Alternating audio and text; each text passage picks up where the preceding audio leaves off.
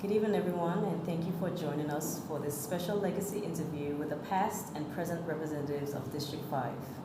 I am Rennetta Christian, a published author, poet, writer, and community advocate.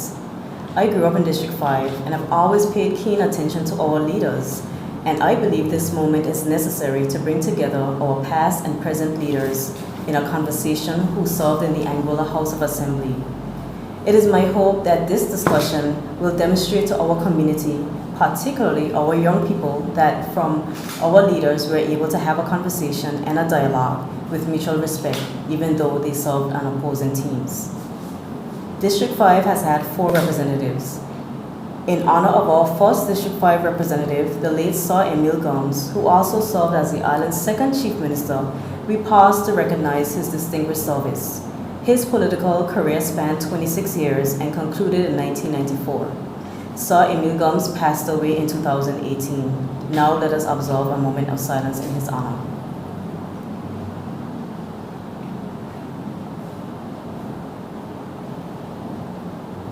Thank you.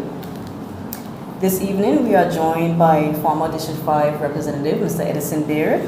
Thank you. Thank you for being here. And Mr. Merrick Richardson, the present District 5 representative. I appreciate you all being very flexible and open to working and having this important conversation. At this time, we'll have Mr. Edison Baird introduce himself and then followed by Mr. Richardson. Yeah. My name is Edison Baird, and I'm from the Road North constituency, specifically Sandy Ground, which is widely regarded as the tourism capital of Angola. I was first elected to the House of Assembly on the 16th of March 1994. On April 25th, 2015, I departed the House of Assembly bat in hand. To put it another way, I served the people of Road North for 21 consecutive years.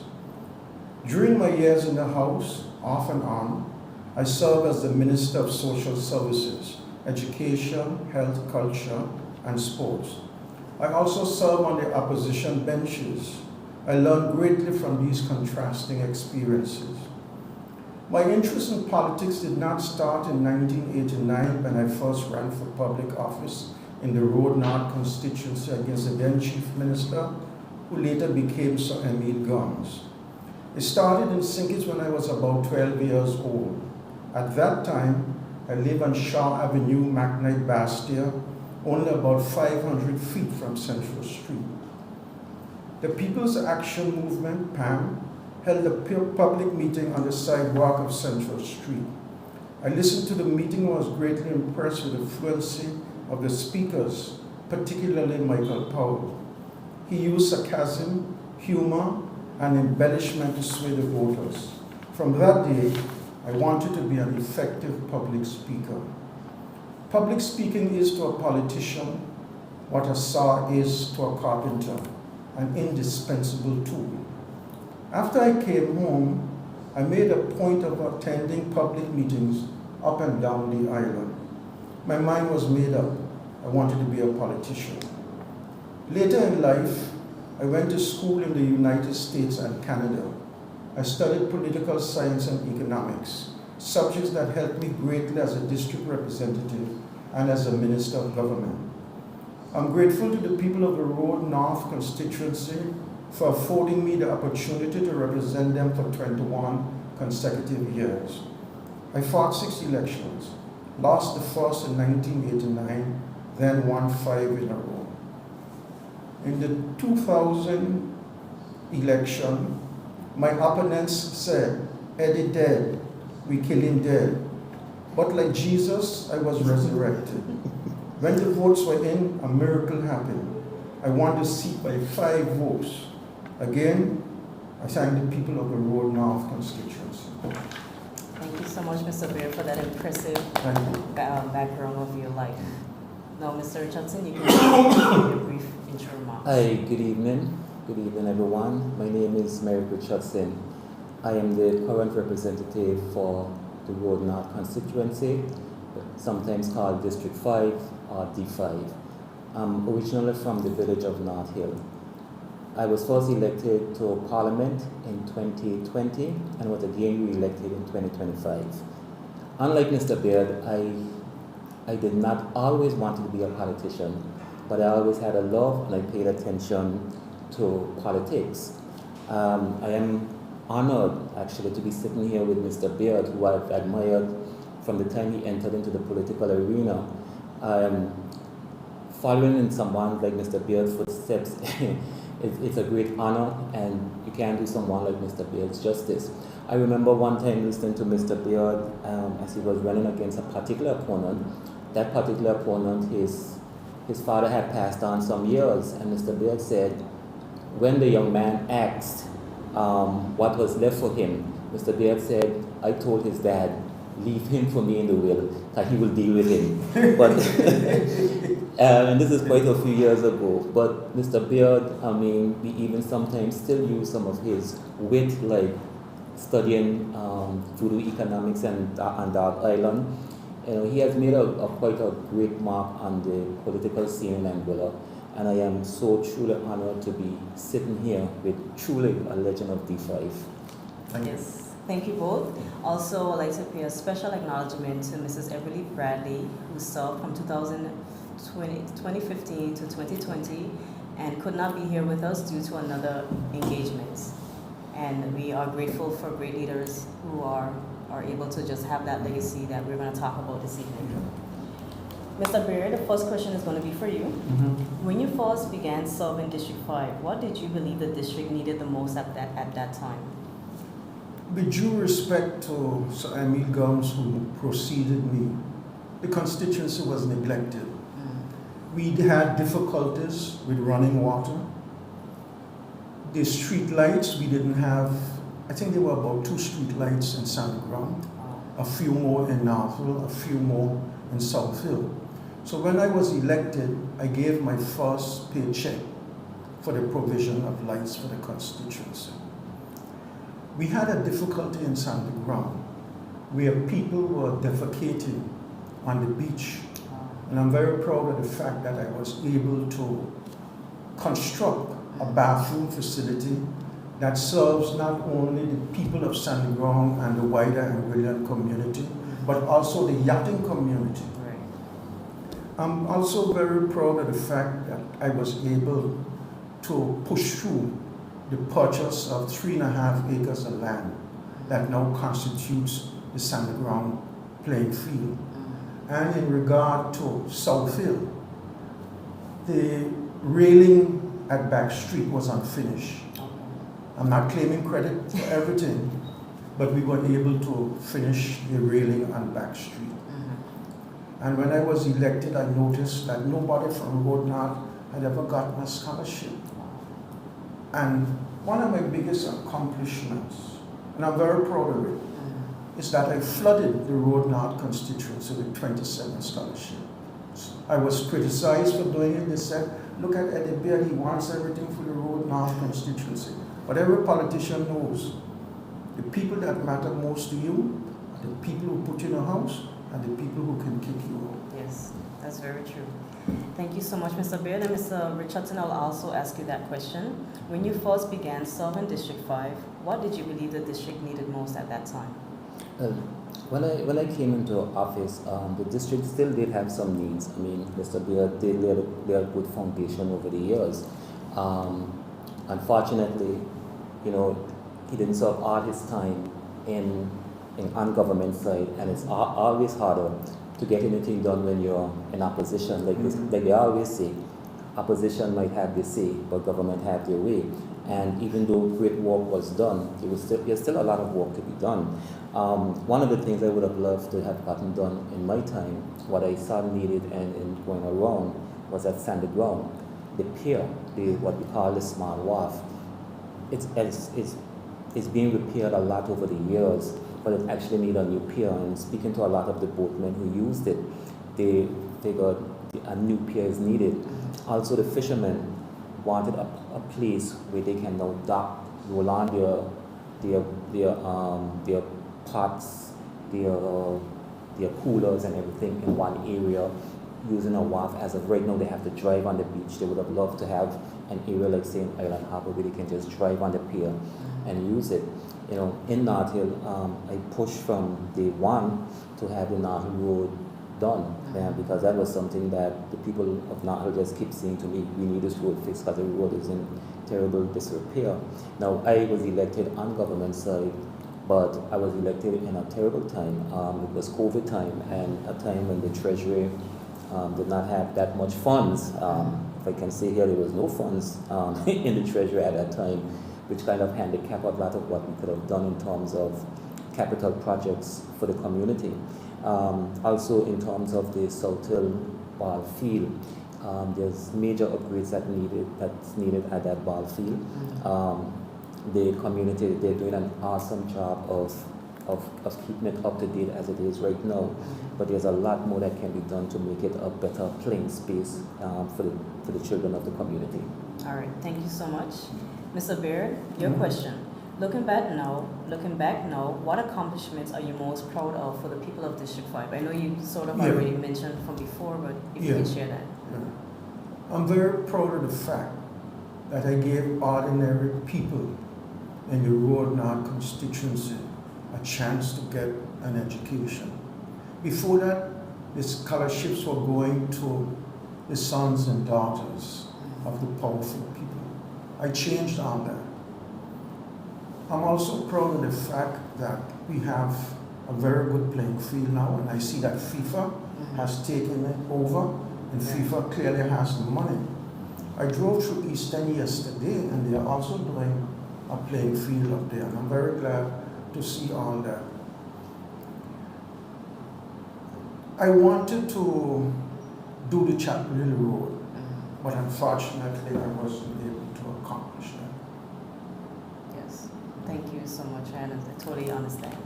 And also, for you, Mr. Richardson, what are some of the biggest challenges you faced while representing the district, and how did you navigate them? The biggest challenge, like I mentioned earlier, was the time that we were elected, 2020, right in the middle of COVID, and having to deal with a dead economy, basically. That was the first one. The second biggest challenge I had was having to navigate the three letters that still give me nightmares until this day, GST. Unnecessary evil at the time. But I mean, anyone who's been following Anguilla politics know the times that it caused, the friction that it caused amongst us in the APM administration. We even lost a member who's now running with the current government. We also had, for a period of time, was on very shaky ground because another member was indecisive at that time. So those challenges were very, very, very, very difficult for me. Navigating them, I lean heavily on my family. My family is basically why I'm in politics. So I was able to lean on them a lot for support and just to keep me grounded. Because as a politician and a parliamentarian, the outside voices get very, very loud. Sometimes the outside voices believe they know more than you who's on the inside. And a lot of those outside voices were there trying to tell me at that point in time what I should be done. And to be frank, there were a lot of persons, and I knew many of them did not necessarily have my interests at heart. They were looking at what can be gained politically for their party. But there was a lot of calls for me to resign as well. I got those calls continuously. You need to resign because this is a bad bill for the country. And while we understand the timing there's never a good time to put in a new tax on a country. While there's never a good time for that. When you have an economy that's dead brooks, Mother England is holding the whip over your head. You know, the hard decisions have to be made, and I'm proud that I stood with my party, with my team, in making those hard decisions, navigating the country from a place where, like I said, there was $0 in the treasury till when we departed. There was over $300 million in reserves. So I feel very proud that I was part of a team that was able to navigate those terrible times for us. Yes.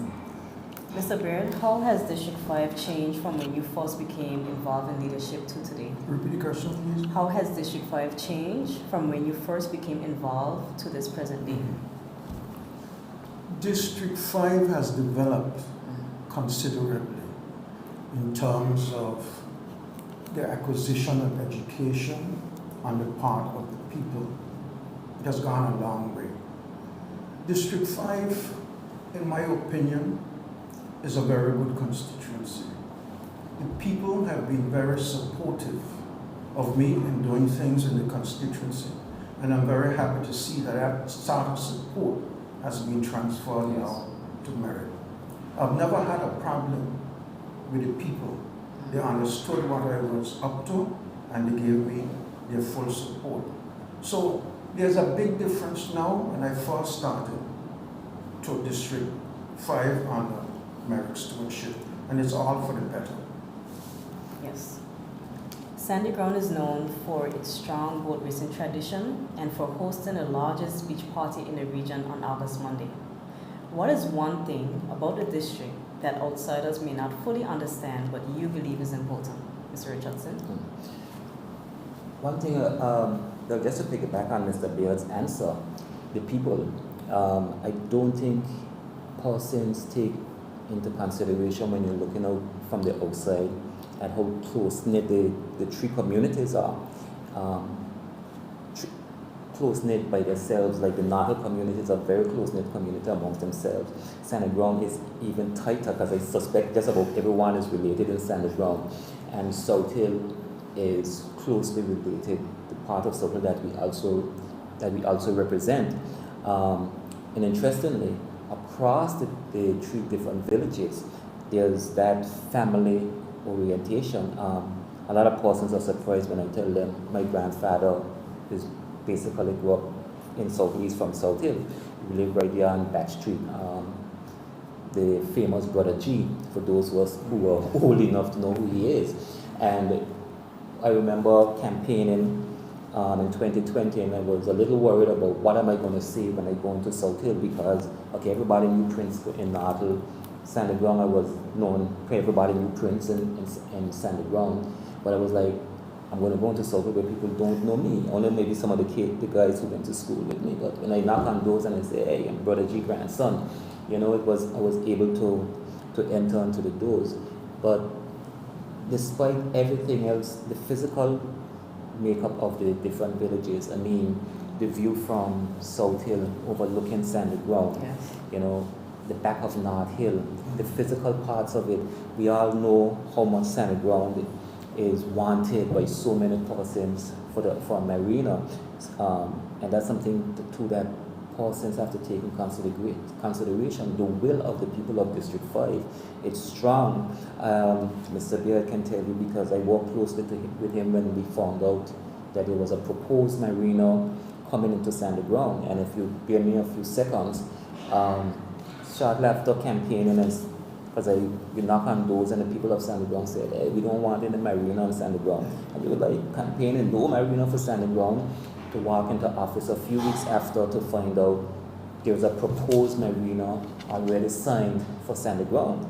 I called the first person I think of, the mayor of Sanded Ground. I called Pat Hodge, and she immediately set up a meeting, because I had a copy of the agreement. I set up a meeting with herself, Mr. Romel Hughes, and Mr. Beard, and I said, hey, this is what we are faced with.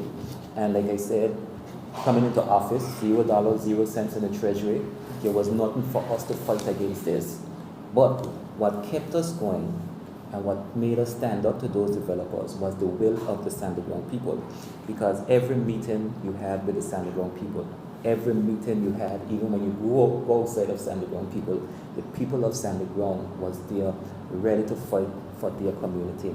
And I think, like I said, the views from South Hill is probably the most amazing view you can have anywhere in the world. We know how Sanded Ground Village is. You go to the back of North Hill, and even watching North Hill from the side, a view that's not given enough credit, the view from North Hill overlooking Sanded Ground. That is what makes the village so beautiful in terms of the physical, but even better and even stronger than the physical is the people in those villages. Mr. Beard, also the question for you. Sandy Ground is known for its strong boat racing tradition and for hosting the largest beach party in the region on August Monday.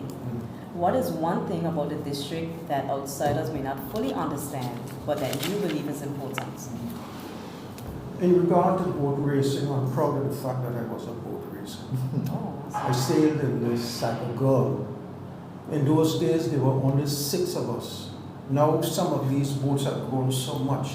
They can have 14, 15, 16 people. Up the top, yes. One of the things people outside of Sandy Ground fail to appreciate is the commitment of the community of Sandy Ground to the safekeeping of the environment and to the safekeeping of the people. While I was in government, I had a tug-of-war with the chief minister and the other ministers. And I made it clear to them, if you try to put a marina in Sandy Ground, that's a red line. Please don't cross it. Because if you put a marina in Sandy Ground, you're directly exposing the people to poisoning. The mud is made up of hydrogen sulfide, and it's a poisonous odor. It will blow downwind because you have to dredge the pond. You have to go down like 20, 25 feet. And this raised the question, where will you put the mud?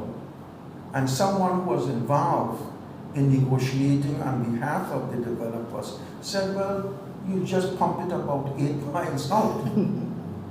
You're going to kill the fishing ground because the mud won't simply stay one place. It will wash in Sandy Island. It will drift all the way down to Dog Island and Prickle Clear, and it will wipe out the fishing grounds. So when I was in government, I wrote about at least 4 letters to the Foreign Commonwealth and Development Office, making it clear to them that under no consideration do we want a marina in the Sandy Ground South Pond. I only know about 3 or 4 people in the Sandy Ground who supported the marina, and they were doing it for selfish reasons. But many of them, they simply didn't have the influence to sway the people in the area.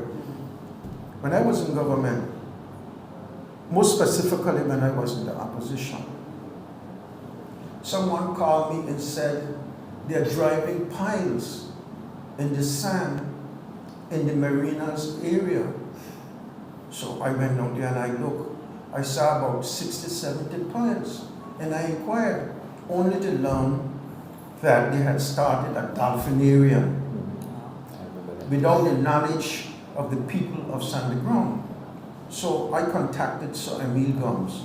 He was in opposition then, and we discussed it. And he said, let us go to the government. Now, he and I were on opposite sides of the fence, but where the protection of Sandy Ground is concerned, we were part of the larger family. So we went to government. The chief minister at the time, Mr. Osborne Fleming, said he didn't know anything about it. Every minister there denied knowing anything about it. Oh my gosh. But if you talk to the people associated with the project, they said we got permission. So we opposed the dolphinarium and we opposed the marina for Sandy Ground. And when I'm no longer around, somebody in Sandy Ground will say, at least he protected us. Yeah. Then even just if I can even interject, when you speak about the community in Sandy Ground, we have been working with the National Trust, the community, and the National Trust in trying to get the pond to a position where it can be protected. Because, like Mr. Bill said, after he is gone, you're going to need persons to fight. But we know how generations change, and somebody might just, at that point in time, not have the fight within them. So it's imperative of us, our generation who are here now, still having that fight, to put protective barriers in place. So when the next generation or the generation after that they don't have the will to fight, right, that there's something that we would have put in place to say, hey, okay, you don't have to fight as hard. Here is your protection. Great. Mr. Richardson, in your view, what does a district effective for you? What does effective representation truly look like for District 5? That's a very good question. Effective representation. I often say, when elected, I found out this after. There's a politician and then there's a parliamentarian. The politician gets up and give these grand speeches, especially to get elected, and have the crowd rowing and going. But the parliamentarian does work that's not seen and a lot of times not appreciated. I mean, even if we go back, we were just speaking about the marina. Even during my time in defending the people of Sandy Ground, standing with them, but also being part of a government that the hands were tied, because basically a lot of persons were saying, well, why don't you just tear up the contract? But it was a contract already signed. Then other persons were like, why don't you just fight it? But when we came in 2020, like I said, we were Brooks. We were a Brooks administration up until 2021, 2022. So we had no power to fight these people. We were looking at every block, but we were saying, we know we can't go on. And these people are saying, we have our lawyers, we have a signed agreement, we want this. But persons don't see the fight when you're fighting in cabinet, when you're fighting in executive council. They only see the show part, but effective representation happens behind the scene when you're battling tooth and nail for the people that you represent. And that goes late nights, you're researching, you're up all the morning, you're making contact with particular people, you're doing all the necessary little things as a representative for the area. It's not the glory moments, it's those dark moments, it's those moments when you're back against the wall and you're saying, okay, I have no more fight in me. Look like I'm going to lose this one. But you get up the next morning, you find a little bit more to go on. So that's what I see as representation, fighting for the people in whatever. Because when you're elected, it's not about you anymore. You can have whatever views you feel personally, but it's not about you anymore. It's about the people you represent. So if you feel that the sky tomorrow should be painted red and everybody else feels it should be painted green, you need to go there and get your green bucket of paint and start painting the sky green, because that's what you are now. You are a representative of the people. You are no longer you yourself. Everything you do have to be about the people. Mr. Baird, I'll ask you the same question as well. In your view, what does effective representation truly look like for a district such as District 5? When someone is elected as a representative, say in the Road North constituency, you have got to decide what is your role as a representative. Are you there simply to carry out the wishes of the people, or are you there to chart a course and pull the people with you? I took the position that I was in a better position to make critical decisions than the ordinary person in the street. And it was my job to set out goals and to bring the people with me. Another form of representation, and he alluded to it, in the Executive Council. In the Executive Council, we wanted to do the road around the pond, on the northern side of the pond. And the governor at the time took the view that it was unnecessary. I said, Governor, this money is Anguillian money, because the money was coming from the transshipment. We were bringing in like $2 million a month. And he said, I am saying it is not necessary. And Mr. Hughes came across, he got out of his seat. Mr. Baird is right. We will do it. And you go drive around Sandy Ground today. Yes. You have a nice road. It is paved. It is wide. It was at first a track. And when I got in there, I went to Lands and Surveys, and I said, survey this property, because something here doesn't sit right with me. When you look, the people that own the hydroponic plant, they had taken in 25 feet of government property. And we needed more land for the road. So we made them move their fence. And then Ed Carty and Rhonda Carty, they own the land to the north of the road. I went down and I spoke to Ed and Rhonda, and I said, look, exchange is no robbery. I said, look here, this is your house, Ed. This is your house, Rhonda. You hardly can walk to the back of your house. So let's do a deal. I'm not quoting Trump. So we gave Ed and Roddy about 25 feet from the main road down to the beach. and they gave us 25 feet. You come around Sandy Ground, then you turn east going up to the well. They gave us 25 feet, and we were able to do that. But one of my greatest difficulties in representing this constituency wasn't at the people's level, it was at the governmental level, where there were 3 ministers who were blatantly opposed to me. One minister came to me and said he wants to change the name of the West End Primary School. I said, why do you want to change the name? This name is, the school is named after someone who came all the way from the valley to West End on a regular basis. I said, people attach his name to the school. Albert Hughes had considerable respect for the man that the school was named after.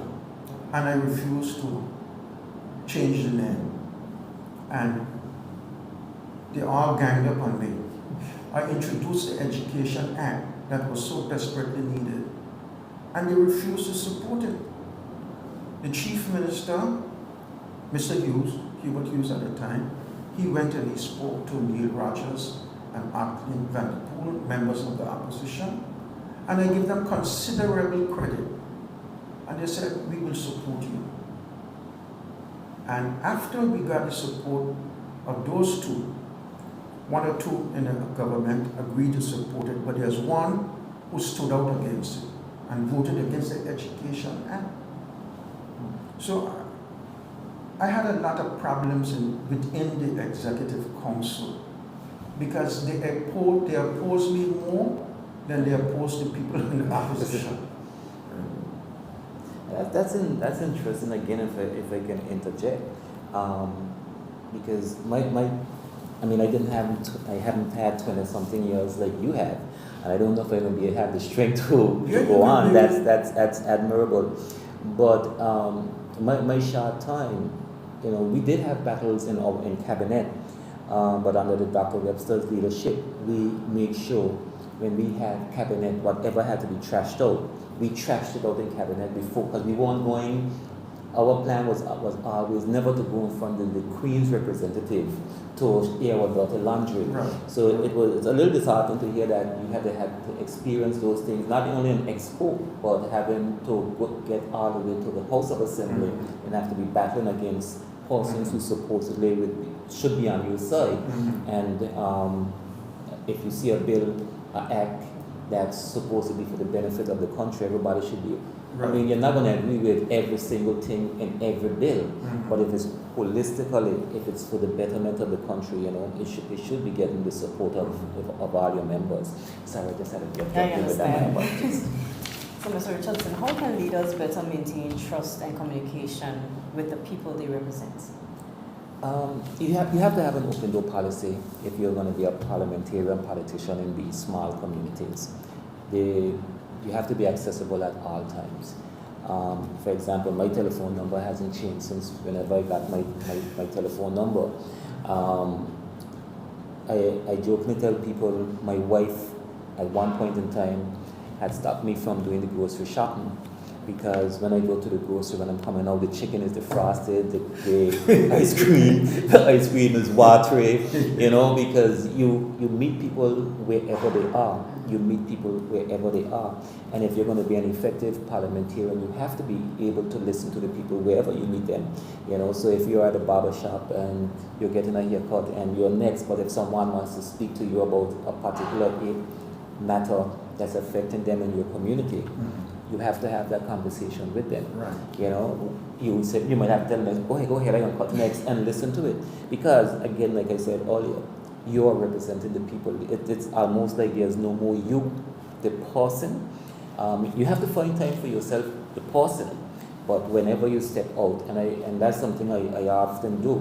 Whenever I step out, I remind myself I'm the representative for District 5.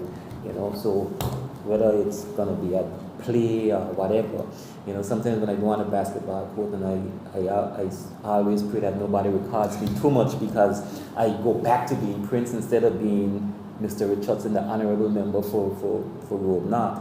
But in all seriousness, whenever you're stepping out, you're always a representative of the people, and you always have to be accessible. You can't be some of those leaders in other countries where you drive around with your chauffeur, Yes. well tinted out in AC, and you drive through the community. No You drive through the access. community. If you're seeing John going, sometimes you have to turn around and give John a lift because the sun is hot, and Right. that's how it works in these small constituencies. So you have to have an open door policy, and you have to be always accessible. Mr. Baird, I'll also ask you that question. How can leaders better maintain trust and communication with the people they represent?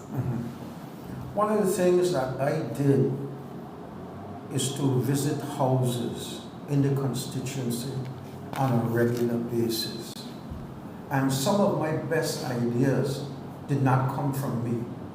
My best ideas came from communicating with people in the community. I referred to the road around the pond. That was not my idea.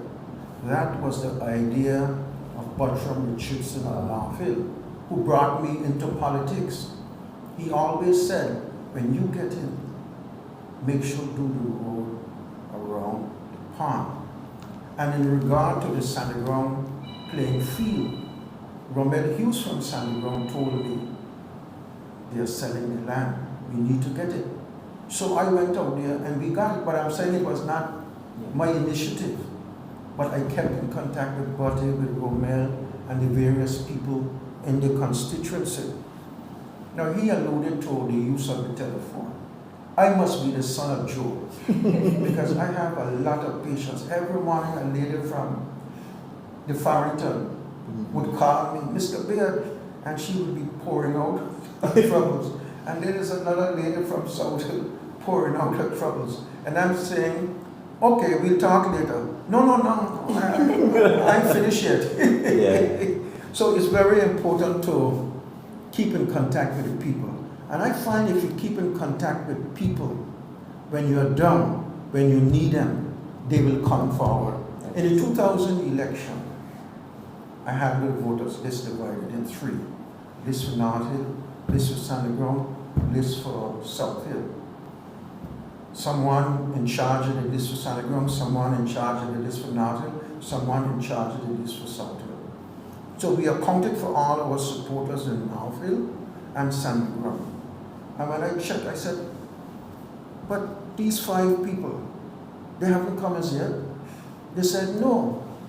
And the 5 were from Sandy Ground. I jumped on the phone and I called him. I said, Dalton, this is Eddie Beard. You guys coming? He said, sure, we are on the boat.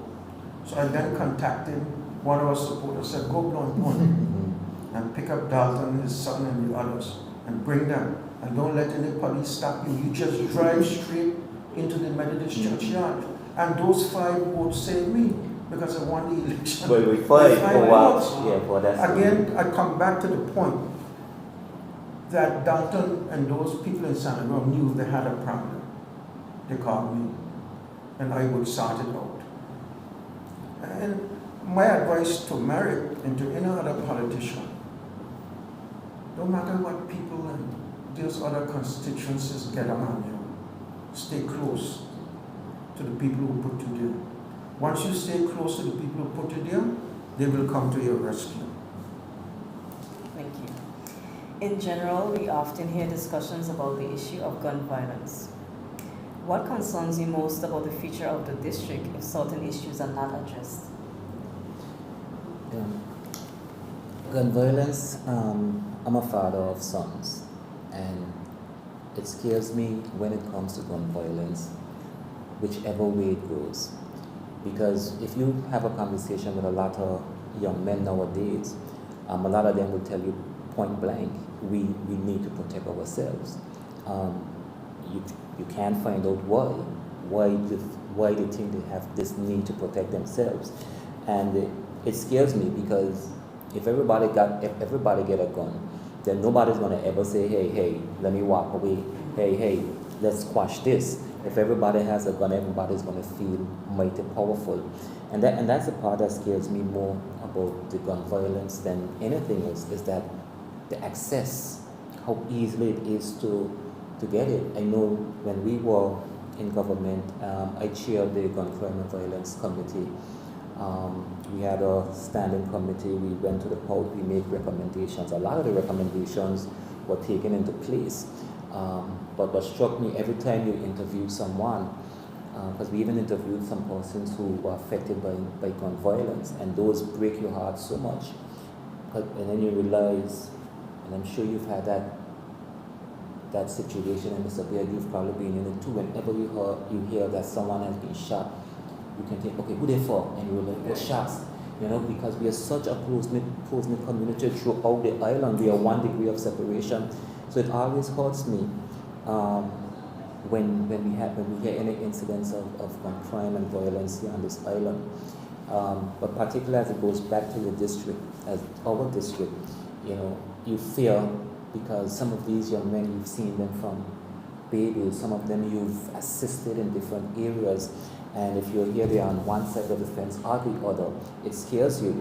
At least me personally, it's a fear I walk around with consistently, that these persons intimately, you've sit down with them, you've chat with them, you've given them rides, you've played against some of them, and then to find out that they're involved in these things. And you speak, you try all the different methods of getting to them, but it feels like the island is under this watch where everybody feels they have to have a gun. And we need to figure out how to stop the guns coming into the island first and foremost, because we all know guns don't make it Anguilla, but they're all over Anguilla. But it is a scary topic for me in terms of, and a personal one, because I walk around with the fear, literally walk around with the fear every day that this thing is going on in our communities. Mr. Baird, also for you, in general, we often hear discussions about the issue of gun violence. What concerns you most about the future of the district if certain issues are not addressed?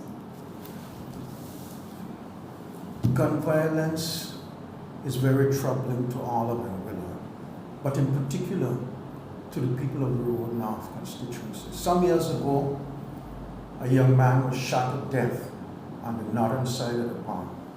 Then 2 people were shot to death in the Sandy Ground burial ground. I attended that funeral and I left. And when we got home, my wife said to me, I heard some shots, only to find out that where the people were shot, we were standing there 5 minutes ago. You go to Backstreet, South Hill, 2 people have been shot to death, Backstreet, over the years.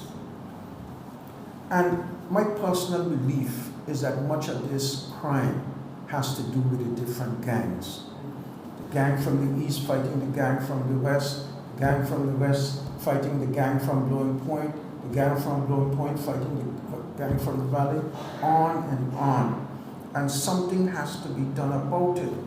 And I feel too that the public is not doing enough, because there are certain people who know who these gunmen are, and they're not coming forward and telling the police. A part of the problem is that Anguillians tend to be distrustful of the police force. So that communication isn't there at all. And I feel that the police should do more patrols. Have policemen like in the old days walking through the village. Yes. They have vehicles now. Yes. Let the vehicles come in every hour, every 2 hours.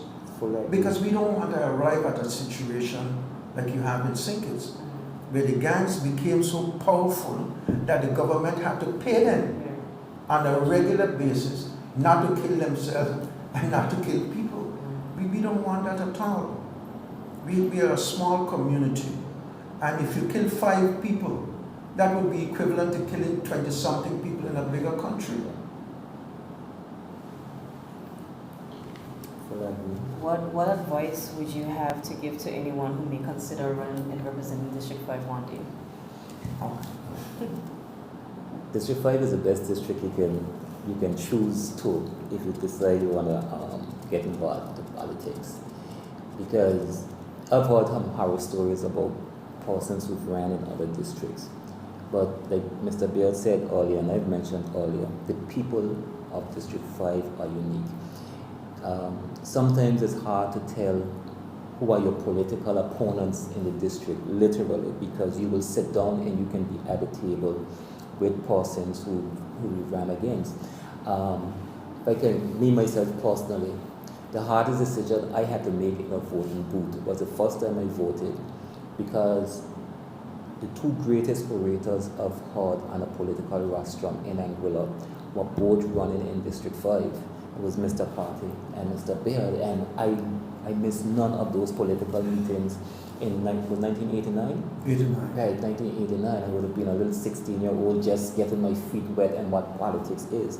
But I could remember so much about those meetings. I could remember Mr. Carter speaking. I think there was a white paper out, and he was like, whenever he says something, and he can say, and all they see is a bunch of anti-men, you know. And I said, I told her I could tell you many stories I've listened to about Mr. Baird on the political rostrum, you know, using his wit. So when anyone looking from the outside, they might have heard, I mean, when I ran against Mrs. Bradley in 2020, persons were a bit confused because of our relationship. But it's a lot of times hard to decide when you're looking from the outside into District 5 to see who are really your political enemies. There was a joke made about Mrs. Bradley because she talked about being able to go into anyone's pot, you know, and that was just taken out of context. But that's how the district is. That's literally the district. You can knock on a door and they might not vote for you ever, and they'll tell you, they'll say, Mr. Bill, I'll never vote for you, but here's a plate of food. Yeah. You know, that's literally the district, and you don't get a lot of persons just cussing you for the sake of cussing. You'll get put into political discussions all the time. But the advice I would give to anyone running the district is stay close to the district, stay close to the people in the district, because the district comes down to the people, more in District 5, I think, than in any other district. So if you're staying close to the people, you're just moving around, you're just there, and literally being just there for the people. And I mean, that's the advice Mr. Beard just gave to me, and I'm going to write it down and walk with it. But that would be the biggest advice, more than any academic accolades or anything that you can come to bring to them. It's just being there with the people more than anything else. Mr. Beard, I'll also ask you the same question. What advice would you give to anyone who may one day consider running to represent District 5? I believe an education is not unhelpful. I dropped out of high school. And Bertrand Richardson of North Hill, the one who brought me into politics, he said, look, you have more education than I do. I want you to run. I said, Pavo, that was our nickname for him. I said, Pavo, I'm willing, but I'm not able.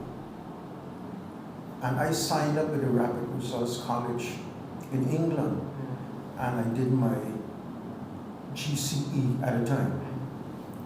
And then I did my A-levels. And after I got my A-levels, my uncle said I should go to university.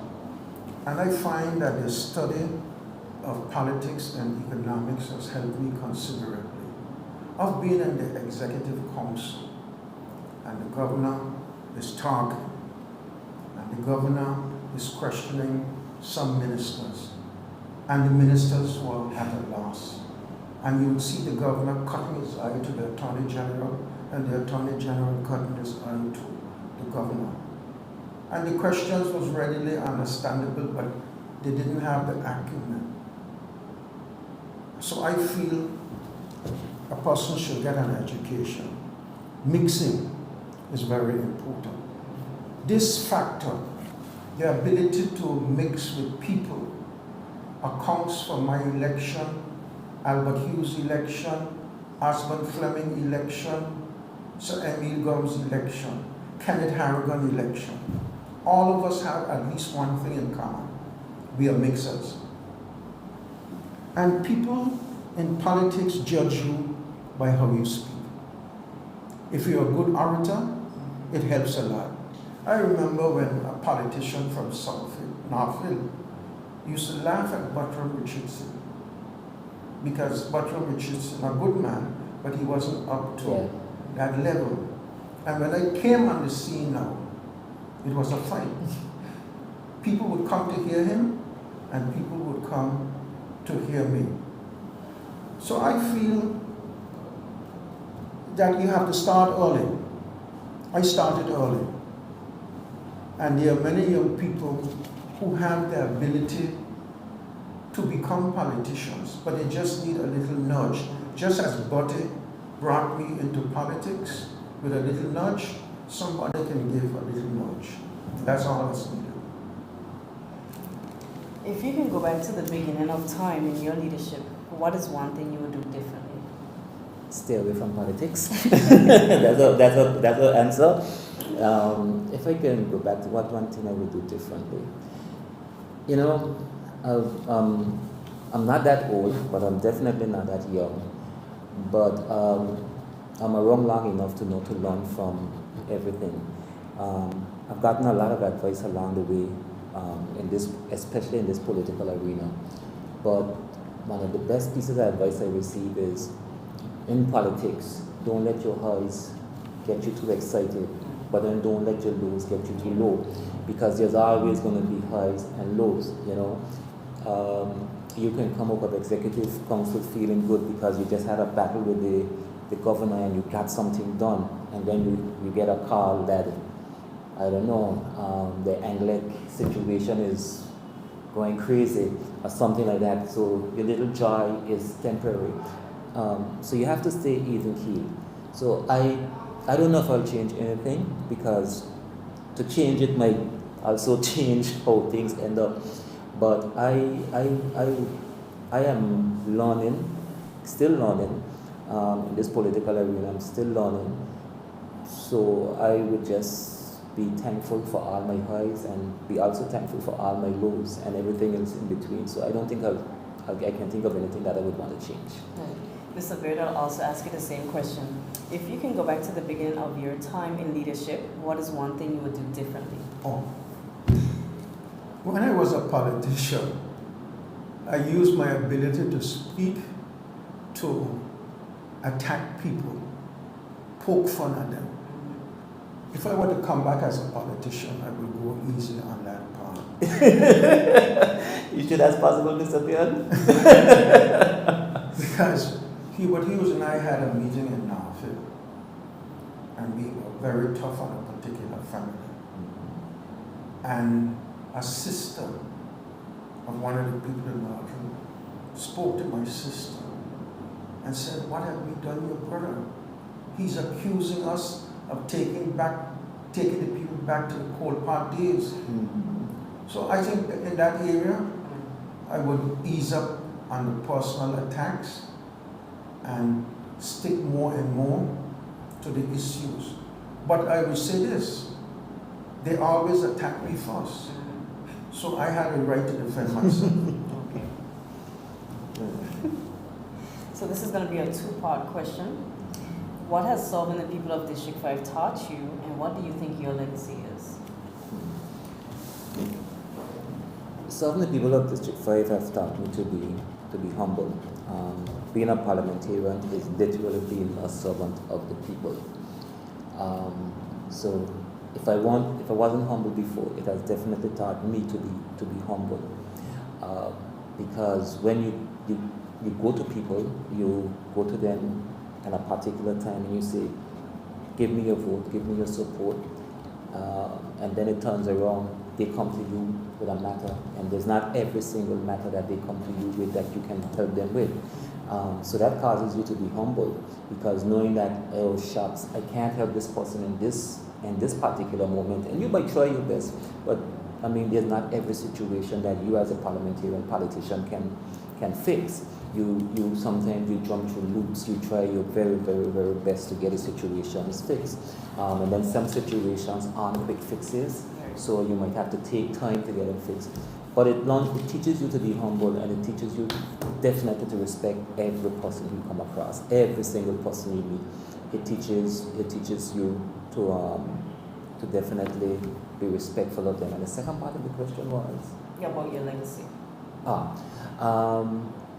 I'm actually too early in to think about legacy. I'm very early in the game. I don't know if I will aspire to do 21 years like Mr. Beard or 26 years like Sir Emil, because Because to be in all honesty, being a parliamentarian in these times now, you're a lot more under the microscope in this social media age.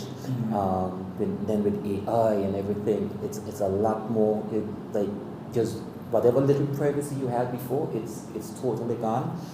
So I don't know if I'll be able to do that amount of years to build a legacy.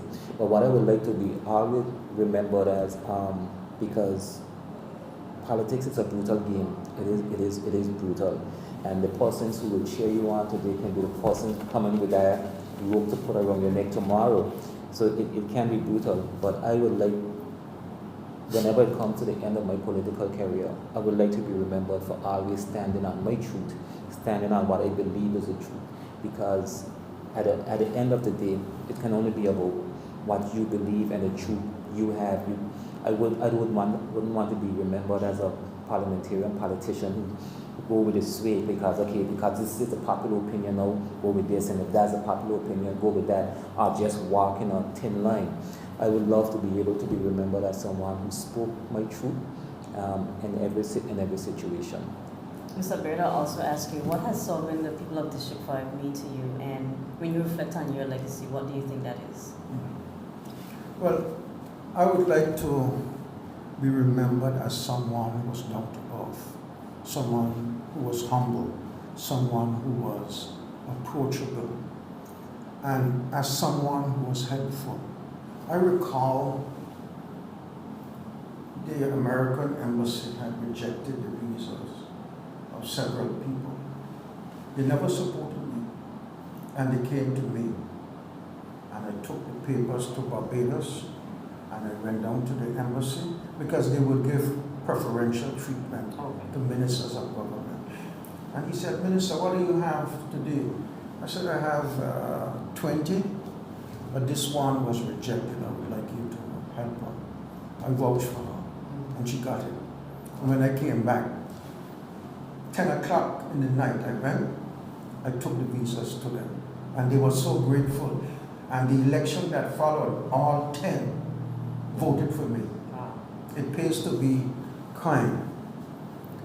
I also have helped people financially, and I will never disclose who I help because I think that would be unethical. Yes. And I'm sure as a politician, people would have approached me for financial assistance, and it's very difficult to say no.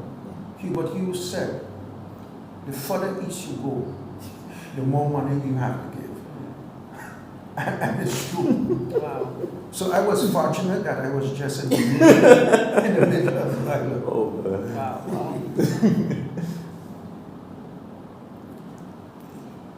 But if I can add to Mr. Beard's legacy, as someone who grew up watching him, not ever planning to be in the political arena or filling his shoes, I think part of his legacy is also, and he spoke about being able to his public speaking. But I think if you had to rank our public speakers in the house, Mr. Beard, if he's not top 3, he's definitely top 2, and he number 2. You know, but that is something I will always remember him for. I mean, he did a lot of great work otherwise, but his way of projecting himself whenever he stood up and speak to people is definitely something to be admired. This is our final closing question. What message would you like to leave with the people of District 5 today? What message? Would you like to leave with the people of District 5 today?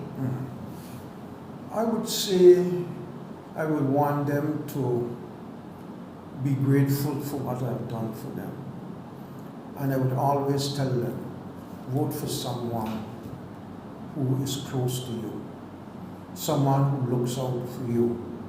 Not when you are up and strong, but when you are down. That's what people appreciate most about a politician. And I would also like to be remembered as someone who went in government with clean hands and came out with clean hands. I believe in the West Indies, if you enter politics with clean hands and you come out with clean hands, that's a great honor. And I'd like to be remembered as an honest person, an honest politician, who never wavered, who never yielded to temptation. Also, Mr. Richardson, what message would you leave with the people of District 5 today? The message I would like to leave with the people of District 5 is to continue being the good people that you are. I've had a joy since 2020 of serving the best district in the world, not just in Angola, in the world. And like I said earlier, it's not because we have the best views, we have the best beaches, but because we have the best people. Like I said earlier also, in District 5, sometimes you don't know who are political opponents or even who oppose you, because you'll sit down on a table or around a domino table and you'll have discussions with persons who will never ever vote for you. But such is the love within the district. So the message I would love to leave with the people of District 5 is continue being the good people that you are. I've contested 2 elections and persons have come up to me after both of those elections and say, I love the way people of District 5 get along. I love the way the people of District 5 conduct themselves. And I do that because like I said some time back, I know the shoulders of who I'm standing on. Sir Emil, respected to the hilt. Mr. Beard, respected to the hilt. 26 years, 21 years, Mrs. Bradley, in her short time, respected to the hilt. I am burdened with that on my shoulders. I cannot come and drop the ball. I cannot be the one who now puts District 5 into disrespect. So I'm walking with that burden as well, to know I'm standing on these great giants who went before me. So the people of District 5, I have to always walk with that. And like Mr. Beard, I've been tempted. I've had temptations thrown at me for one way or the other, but I would love to be remembered again as somebody who stood on principle. Mm-hmm. Thank you so much. As we conclude this conversation, I would like to sincerely thank our guests, Mr. Edison Beard. Thank you too. And Mr. Merrick Richardson, really for taking the time out to be here for your years of service to the people of District 5 and also the nation of Angola and the Caribbean region. Your experiences and reflections are deeply appreciated. I would also like to extend a grateful gratitude to the organizations who are allowing us to use the space this evening, and for all of the teams involved. We would like to thank GAF and crew and Lloyds Live for being able to give back to our community in this meaningful way. Thank you to all of you who are watching online, and good evening, and may we continue to support and strengthen not just the District 5 Community Road North, but also Angola as a whole. Thank you very much.